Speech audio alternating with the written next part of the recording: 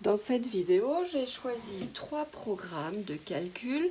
Je veux dans un premier temps trouver la fonction associée à ces programmes, puis représenter graphiquement ces fonctions à l'aide de GeoGebra.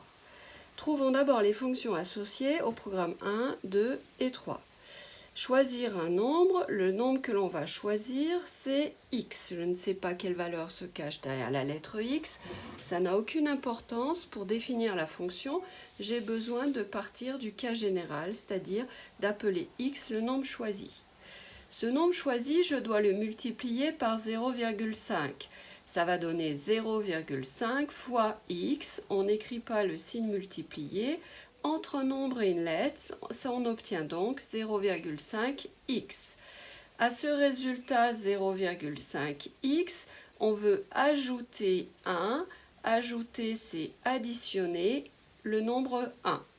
J'obtiens donc pour ce premier programme de calcul une fonction que je vais appeler f. C'est une machine qui, à tous les nombres x qui rentrent de la machine, les transforme pour donner à la sortie 0,5x plus 1, ce qu'on a obtenu à la fin du programme.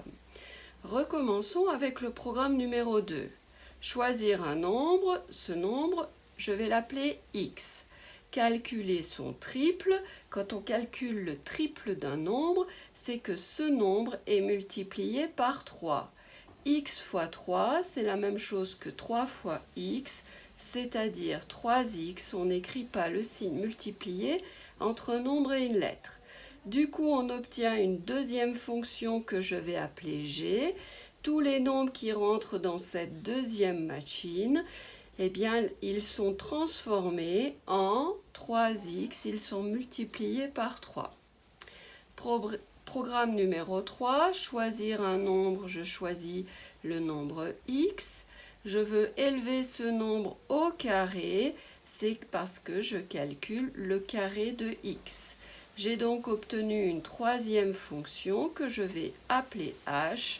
Cette fonction, tous les nombres qui rentrent dans cette machine sont transformés pour donner à la sortie x au carré. Maintenant que j'ai trouvé les 3 fonctions associées à chacun de ces programmes, je veux utiliser GeoGebra pour représenter graphiquement chacune de ces fonctions. La première, donc, elle est définie par 0,5x plus 1. Voici ce que ça donne. J'ai obtenu une droite dans le repère. Je veux définir, alors la première, on va lui choisir la couleur du départ, du programme rose. Deuxième fonction, elle est définie par 3x. 3x, voici ce que j'obtiens, c'est la droite vert.